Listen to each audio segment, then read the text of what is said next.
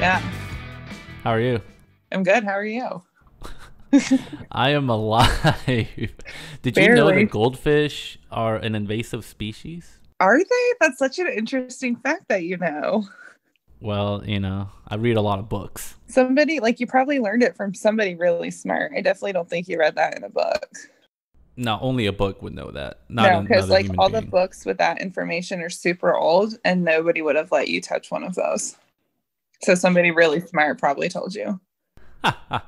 Super smart. Do you want to introduce yourself for the audience? Yeah. So my name is Carly. I am 33 years old, born and raised in Raleigh, North Kakalaki. Don't do that. You don't like that? That's what we all call it. No, I know. Fine. My name is Carly, I'm 33 years kidding. You can do whatever you want. old. Everybody hates when I like to tell transplants that we seriously call it North Kakalaki and see if I can get them to use it in regular conversation. Have you ever succeeded? Yes, Do you more feel than proud of you would think. yourself? Yeah, because people just let it fly. Do you have a middle name, Carly? Yeah, Jean. I don't know why I've always been fascinated by that middle name. By my middle name, Yeah, I've been fascinated by yours. Co is a I really don't good have middle one. name. Co. Oh, you're so funny. Mm-hmm. For the audience, if they don't get it, it's Pabloco. So dumb. So you live in Raleigh. You've always been in Raleigh. Yes. Have you ever wanted to leave? Um, I think eventually I would. Obviously, any kind of long term plans are put on hold right now. But I think family wise, I'm kind of stationary with everything. What's Raleigh like for those who have never been? It's really, if you're in the city, I quotation mark city, it's nice.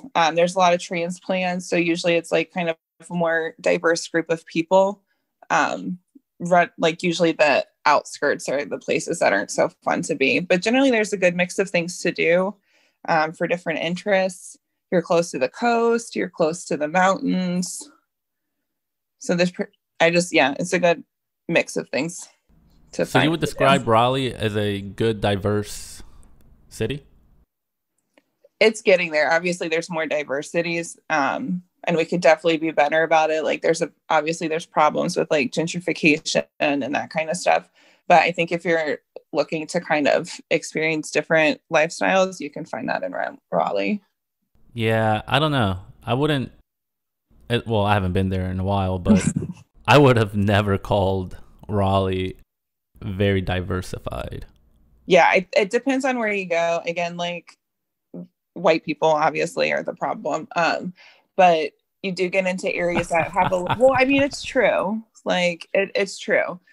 Because what they do is they take over communities like lower income areas where these people have been forever and buy up the real estate or kind of start forcing them out and making these community whites. But there's a bunch of places, especially in like Durham and close to downtown Raleigh, where they've actually brought light to that. So they're kind of stopping and celebrating that culture and the diversity and kind of expanding on those pockets that have been there that people haven't really been appreciating. But is growth and development not inevitable? It is, but I think there's an ethical way to do it. Obviously, it's still going to happen, but there's an ethical way to go about it with city planning and maintaining. Like, I mean, if you think about it, like you have like other places where they have like historical districts where you don't really change a lot. You kind of maintain and kind of treasure what that already is. So I think as long as people are Hmm. mindful of maintaining what's there and these communities that mostly minorities and people of color have already built instead of destroying it and then putting white faces to it. Somebody, I met somebody here in New York who once told me that only white people can be racist. Do you think that's true? Yes. Really? Yeah. I think as far as like, I think you can be prejudiced and be anybody, but I think racism, you have an entire institution and government behind you. that kind of empowers white people to be racist because the system works in our favor. We have all these things, white privilege, all of that. So I definitely think that that's a very true statement. So would you then define racism as white people hating others? Yeah. Interesting. Yeah. So, but you do think, okay, so if you think that the definition of racism is white people hating others, then racism only exists in white majority countries, right? Or actually only spaces. Where white people live. In white spaces, yeah. Well, I at least as my experience in the United States, because I think institutionalized racism has such a huge part in it, you can't separate that. So I'd say, at least in the United States, in my experience, that racism is a white problem. True. No, I'm just playing devil's advocate here because it's just. I definitely think I see racism not as, and racism itself within one person doesn't have to be attached to A, color, or B, the surrounding, right? So whether the government is pro-black, pro-white, pro-purple, I think that's a different argument. I think just racism of an individual. Yeah. I think technically, like, book-wise, you'd be like, that's not a wrong thing to say. And obviously there's kind of like, it's not black and white. There's like a gray area for this conversation. But I think we can't really get to that conversation until we address like the bigger one, which is we have an entire system behind us as a white person. And until we figure that out, it's kind of hard to break it down and say, like, well, could racism be this? Because in our experience, it's pretty much just been colonialism, slavery, the government, like all of that kind of stuff. Right. No, that nobody can really dispute. Yeah. Would you say that you, and for those listening, you are Caucasian? Am I correct? Well, I think technically to be Caucasian, you have to be like from people from like the Caucasus area. So I think even Caucasian might not be the correct term for people like so white you're just people white. Of European descent. I'm white. So you're just white. Yeah, all of my ancestors are colonizers. Like nothing else in there. You have blood on your hands. I'm my family. Yeah, generationally I do. Do you believe in white guilt? I think I don't feel guilty for things that I didn't do.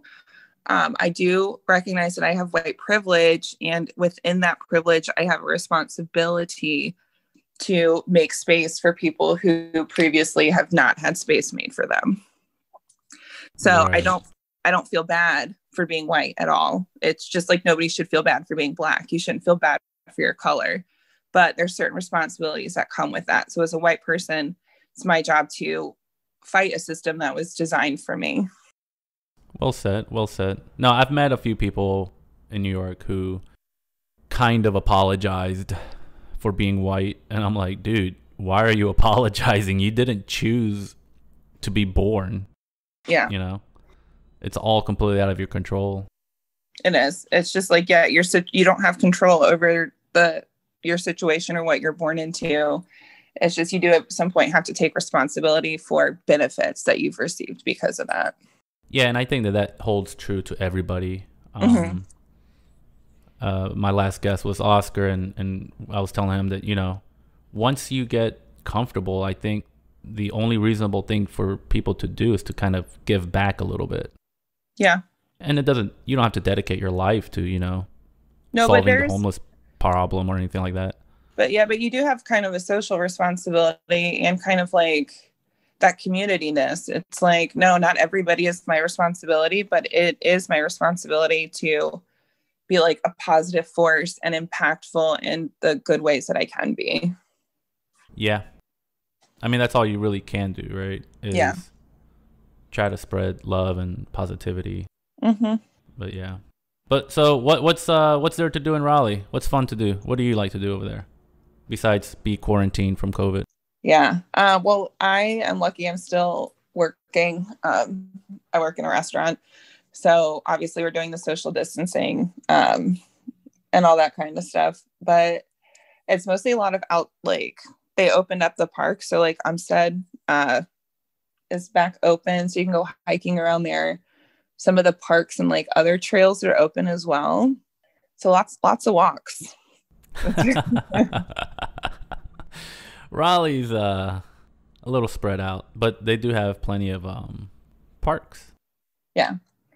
And luckily, I mean, everybody that I've come across like at Umstead are still like they'll put their masks on when you're walking past them. Like they take them off if they're like obviously by themselves, which I don't have an issue with, but it's very considerate when everybody sees somebody in masks up. Are they all wearing masks down there? No, not at all. Okay. Not at all. People have so I noticed at first there was an issue with it because obviously the restaurant I work in, you can't come inside if you don't have a mask on. Right. Few guests have had issues with it, but we're put our foot down. It's like, sorry, can't come in. But people got really good about being mindful, and now they're kind of trying to slack off again, I think, which is also a little frustrating because we have new mandates now that, especially like for sitting inside a restaurant, you're supposed to wear your mask unless you're actively eating or drinking, which that one's a little harder to enforce. Right. Because the tables are far enough, obviously at least 6 feet apart. We're just really looking for when they're getting up to use the restroom or going in and out to wear their mask. How big is your restaurant, and what besides trying to make everyone wear a mask, what are you guys doing to kind of keep everybody safe, and how is it affecting everybody?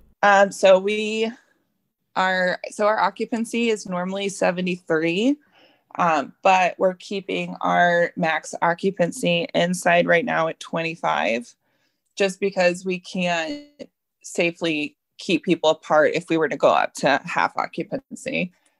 So 25 is the max. We have tables blocked off that people can't sit in. Obviously, all employees are wearing masks. We have hand sanitizer at a bunch of different locations inside the restaurant. Obviously, hand washing stations. But I leave work smelling like bleach every day, which is great. We also have a guy come in, and so there's no chemical substance yet or whatever that will kill COVID on contact surfaces, but they have stuff that's killed other things that are similar. So we have somebody that comes in and sprays all like the front of house areas, and they also get in the air duct system. So that gets sprayed overnight. How often does that happen? At least once a week, usually more though.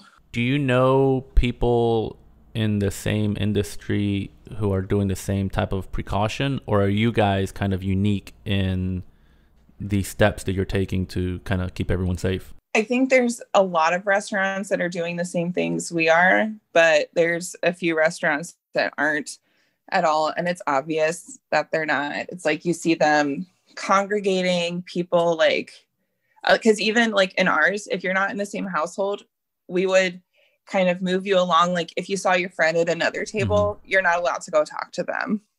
Like you have to kind of stay at your table. We don't allow people to like kind of wander or congregate around like we used to. You have to be seated.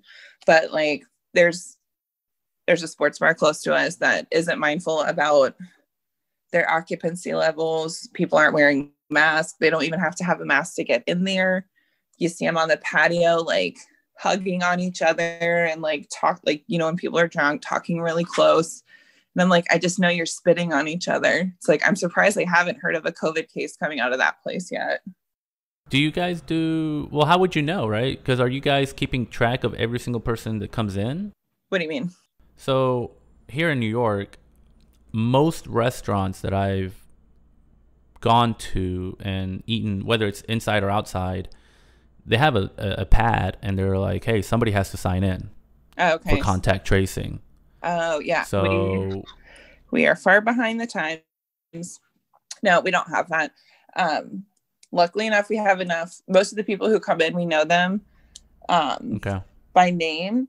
But I mean, if somebody were to come in, and they got it and they had come in, we wouldn't know unless they gave us a phone call. There wouldn't be like, it wouldn't be like a doctor making them call us to get in touch with us. There's no like forcing that. So for all you know, that restaurant that is just allowing unlimited amounts of people in, no, spacing, no nothing, Mm-hmm. they could have been spreading it this whole time and nobody knows. They could be, yeah. So go back to the beginning, because you've been in the restaurant business for a little bit. Just a little. For a little bit. Shout out to Buffalo Brothers. Yeah. Delicious food if you live in the area. Good bar food. In the very beginning, everything started to shut down, and in my opinion, it was very mishandled because the cases in New York were not like the cases in Raleigh. Yeah. And so Raleigh didn't need to go into complete lockdown the way New York went into a lockdown. What was that experience like? What happened, and what was everybody's mindset? Well, it's even crazy because you look at the numbers for when we actually did shut down, and they're still so much lower than they are now. And most places are at 50% occupancy. It was a little scary. I don't think the shutdown was unnecessary. Like, I do think it was a good idea. I think if we had done it correctly the first time, we might be a little lower in numbers. Obviously, the waves are going to keep coming until there's a vaccine. But I think that there was just two sides to it, like people wanting to watch out for the economy, people wanting to watch out for humans, and trying to find like that middle ground. We shut down completely to come up with a plan. And then we did takeout, and we even did takeout for a little while after they opened back up dine-in, just so that we can make sure we had a plan, we were ready, employees knew like all of the proper things, which a lot of it is stuff in a restaurant you're doing anyways. Like, you're constantly washing your hands, you're constantly washing everything, because just coming into contact with that many people, you could get a cold or you could get something else, Right. So a lot of it is just, we switched up and we're using like harsher chemicals than we were. But yeah, so it's a little scary, but it's kind of just like the new normal and just getting used to it, and then being able to effectively and kindly communicate that with guests, like when you have to put your foot down because somebody wants to do something that they can't do. So what about employees? Because I went to, so the weekend that they started shutting everything down here in New York, I made sure to go out and I don't want to say get plastered, but drink a little bit at all the bars before the official shutdown began. Mm-hmm. And I went into one bar in particular that I'll never forget, where the owner was, doing all the drinks, and he straight up said, oh yeah, as soon as they announced complete shutdown, he let go of everybody except for 2 people. Like, just let them all go. How, like, did you experience something similar, or what about your friends in the industry? Did they also do something similar to that? Yeah, so I actually the restaurant, the one I work at now, I run it. The owners they're in semi-frequently, but they have another restaurant out in Wilson. So most of that stuff is kind of in my hands to deal with. And that was probably like the hardest email I've ever had to send in my career. Like, cause I didn't have any information. It's like, I can't, and there's no like set way to handle it. So it's like, you're kind of just trying to do the best you can in the moment. And there's obviously, you're not gonna be able to do it good enough. There's just no way. So you already know you're going to fail because you're not going to be able to make all these people feel better. You're not going to be able to comfort them or instill a confidence because nobody had any answers. So I sent out that email and I was like, I'll keep you all posted. So I was like sending out like semi-weekly updates. Some of the staff didn't want to come back on because they were either immunocompromised or like their parents were, or that kind of stuff, which I get. Slowly we've been bringing back people, but we've mostly been just bringing back people who are kind of like also kind of quarantining themselves as much as possible. So it's definitely a much smaller staff than it was, but. And did you guys receive any sort of assistance to kind of support employees or the business or So you the know, thing, financially? so unfortunately, a lot of the loans that were offered to businesses to kind of pay employees and that kind of stuff, it's like, it seemed really nice, but a lot of it just wasn't doable. Like, you have to be like almost a medium to large size business for them to be worth it, not the small scale that we are. And then I don't know if you heard about it, but like unemployment probably, all over the country got clogged up. Yep. So there was employees waiting like months to get any kind of unemployment. And then it got supplemented by the federal for a little bit. And luckily they got it all kind of in one chunk, but there was people who like didn't get their unemployment until June or July. And the last time they worked was like beginning to mid-March. And it's like, unless you have a savings account, like you're kind of SOL in that situation. And then Yeah. they got obviously the stimulus, but it's hard too now because like some of the employees that are back I keep them part-time. We have like one or two that are full-time, but anybody like, and obviously they're not making the same amount of money they were. We've been very lucky that our guests are very generous right now, but it's still not comparing to what they were making before. And then once you like start working again, you have to report it to unemployment. It's like, did you work any during this week? And it's like, yes, you have to put the hours and what you made. And so usually they end up receiving nothing from unemployment, especially since the federal one is now gone. Because I think it's like if you hit like average person, if you hit over 20 hours a week, and then if you make more than $70 in a week, they subtract that from whatever unemployment you're getting. That's ridiculous. So then it's, yeah. And I think the max on unemployment is like 300 or 350. So anything over $70, they're taking out of that 350, which is really easy to get all of that taken away. Before, when there was the federal assistance, as long as you were getting at least $1 still from the state, then you would still get the 600 from federal. So that was kind of supplementing and making up for it. But now that there's no federal assistance, they're making almost nothing. So that's why we keep like usually like max 2 servers working, just so that you can kind of ensure if they are coming to work and helping out the restaurant and doing a great job, that we're ensuring that they're making something like to make it worth their time and help them to live. Yeah, I remember working some shifts where there were way too many servers. Yeah. And so everybody makes a little, right? Yeah. And we so do it the makes opposite. sense. Yeah. Yeah.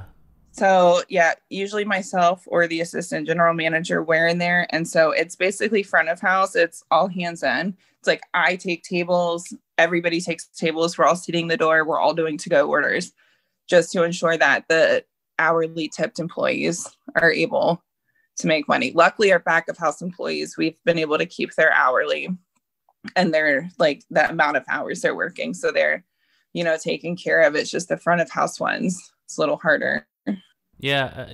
Is there anything other than the federal government getting its shit together that could help you guys out? I mean, that's all it seems like it could help, right? Is for them to just say, hey, because we'll give people money. Yeah, well, because it's not realistic or safe to open to full capacity. And honestly, even if North Carolina was like, yep, open your doors, no restrictions, isn't that, I would still not do it. I would say, no, you still have to wear a mask. We're still doing half capacity. Like until it's like proven safe, we're going to be doing like the extra, like to make sure that we're not part of that problem. Because already just being open, you're already kind of increasing the risk of exposure and spreading it just by being open. So you're already kind of doing that. So it's like, you want to ensure that you're doing as much of the other necessary things to kind of limit how we would potentially get it or expose somebody else to it. Yeah, it sounds like you guys are doing it right. I hope so. I know. Yeah. No, it's tough because like I said, most restaurants here that I've, gone outdoor dining, and I mean, I've told everybody this, but I've only done it a handful of times compared to probably what most people do. And luckily, everywhere I've gone, you know, they'll check your temperature. If you need to go use the bathroom indoors, they have a list, you know, hey, Yeah. put your name, put your phone number in case anybody gets anything. I really love that idea. I feel like I might want to do that. Contact people. All, you know, being fair, not every place does it, and nobody's forcing you to put your real name, your real number, right? So they're not checking it. It's more of like an honor system thing. Yeah, if you feel a little skeptic about, you know, who's tracking you and stuff like that, yeah, you're gonna put in, you know, phony baloney. No, that's it. Sounds like you guys are doing it great. I wish every place would be like that, especially down south, because I was actually in North Carolina in the middle of the year when I thought everything was getting back to normal, and then the initial second wave hit is when I went down there, and of course it hit, right? Because there were little bars and restaurants, and I don't want to call them clubs, but they're almost a club, and I mean, there were people in line, no masks. It was just life as usual, and it's crazy. Yeah, I think they realized that was a problem, because now, I don't know if you're aware, but now we have a mandatory last call for alcohol at 11 p.m. to kind of try to prevent people from like late night drinking, and then like not being as cautious or aware because of alcohol, which I'm kind of hit or miss on. But I don't know if that's proven to be helpful or not. They keep extending that, so I'm assuming it might be helpful in some way. Yeah, I think the goal there is just to prevent people from getting completely shit-faced. Yeah. And so now they're just getting shit-faced at 6 p.m. Yeah.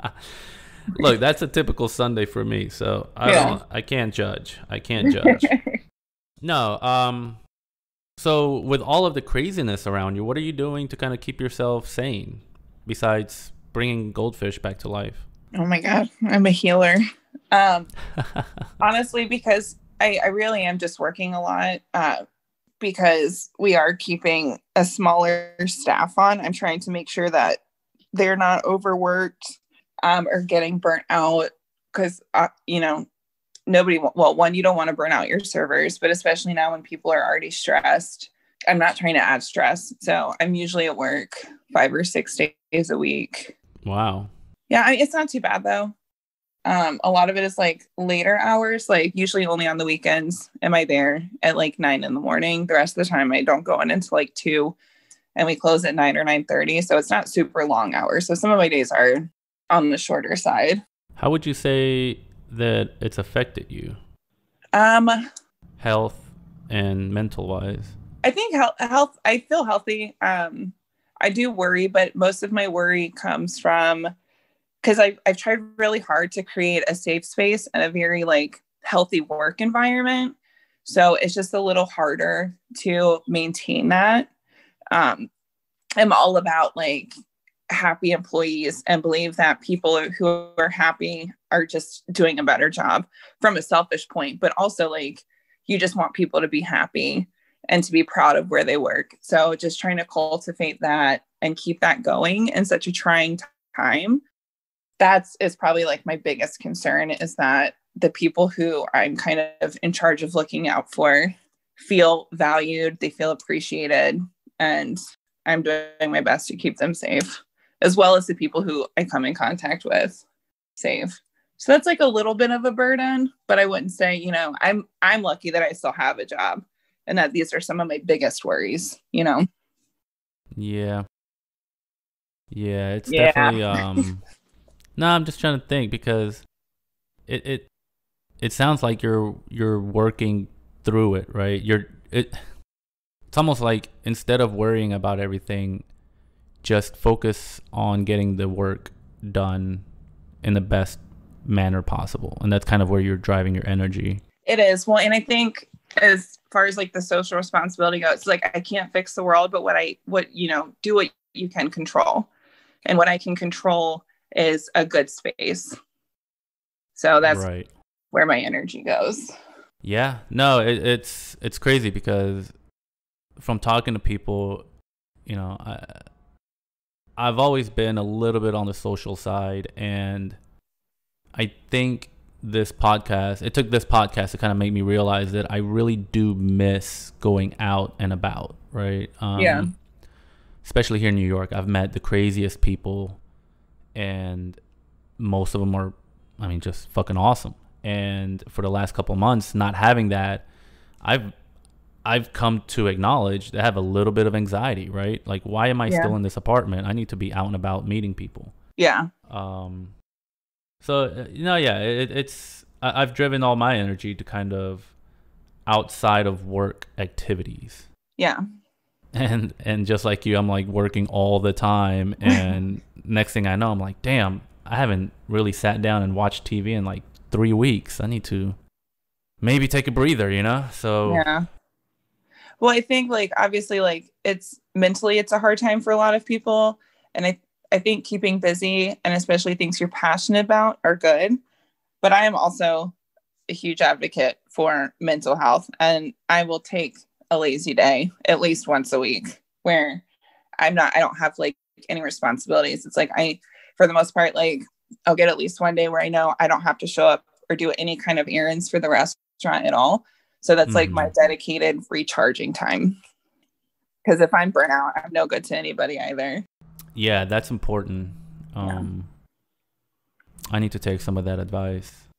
Yeah, take a nap, Pablo. Watch some TV. You don't tell me what to do. All right, well, do what you want. No, but I'm glad that you're doing okay. I assume everyone in your circle is doing okay. Yeah, luckily, I don't directly know anybody who has gotten COVID, but it keeps, obviously it's getting closer because it used to be like a friend of a friend of a friend. Mm-hmm. And now it's like a friend of a friend. So it's like creeping in. So I think it's a matter of time. Yeah, no, I finally so at the very beginning of COVID, when we first went into lockdown, we used to do some group video chats, and one of our friends, I won't say who it was, she was saying that she was feeling under the weather, and me being me, automatically said, "Oh, you've got COVID," right? And everyone's like, "Oh, don't say that, that's rude, blah, blah, blah." I'm like, "Yeah, I'm just kidding, And then the next week, she's like, "Oh, yeah, I got COVID." Wow, Pablo. It was very insensitive of you. I don't think it is. No, I think, it was just, No, yeah, it's just shit. I think you're in the clear. Yeah. For her, I mean, she had a fever, if I remember right, a fever for like a week, lost her sense of smell and taste for a couple of days, maybe longer, but made a full recovery. And from that, and that was literally the middle of March. From then until now, I just now got my second person that I know who got it. Okay. And actually it's two people, one in Arizona, one in North Carolina. And this is the wild and crazy thing about the virus is one person will literally feel nothing. Yeah. And maybe just get the sniffles. Yep. And then the next person is fever, maybe going to the hospital, just kind of dying, Yeah. And luckily everyone in these pockets has turned out to be okay, but you just don't know how it's going to affect you. Yeah, you don't. Well, aren't there two different strains of it? Or at least, yeah, at least two main ones. Yeah, because I remember when it first came out, there was two, and one was like, I don't want to call it mild because it would still obviously suck.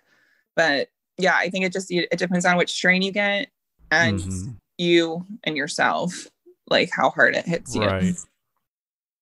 Yeah, and I mean, from everything that I've seen, you want to have vitamin D, vitamin C well within your immune system. And it's scary.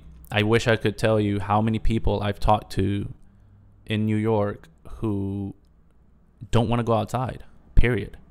If they can avoid going outside, they'll just stay indoors. And I think that that's really bad in the long run. That's obviously like everything you hear is about how this winter is going to be really hard. And it's like, yeah, because you have all these people who have been inside who aren't getting direct sunlight, who aren't getting fresh air. stress already lowers your immune system. Not getting out and coming into contact with less harmless germs is hurting your immune system. So it's like, and then once they do decide to venture out or go visit family for the holidays who they might catch it from, it's just like you have all these bodies who are already a little bit like weakened. Yep. It's a recipe for disaster. Yeah, it really is. Yeah, I wish somebody would come out. I don't know, maybe. But see, I don't know. I don't know how you solve that, because if you tell everybody go outside, then everyone's gonna be like, oh, okay, everything's normal now. Yeah, it's like, no, it's not. But your body needs to go outside. It's not meant to live in a cave. Right. Go outside, get some sun, get your blood pumping, lick a sidewalk or something. I don't know. Pretty sure there's like a movie about people who evolved in a cave. Didn't turn out so well. Is it The Descent, right? Weren't they underground? It was like weird mole people. Idea. Obviously, it's fiction, but. Oh, really? Carly. Yeah. It's really good to hear your voice again. It's been a while. Yeah, it's been a long while, I think. Yeah, I thank you for making time to talk to me. Yeah. And I know it took us a little bit of a minute to get everything set up, but I think it'll come out okay. That's because you're a dinosaur. I'm a dinosaur. My laptop takes forever to boot up. Yeah, that laptop with the grainy video you've got there. It's really embarrassing. Very subpar. I mean, I don't know why I haven't just gone out and caught COVID or something. Yeah, you probably should. I should with that dinosaur of a laptop. Okay, Carly, I love you. You know, I miss you, and hopefully I'll see you in person, I don't know, before the end of the world. Heard that. Yeah, just bring your mask. Yeah, I'll bring my mask. All right, I'll talk to you later. All right, bye.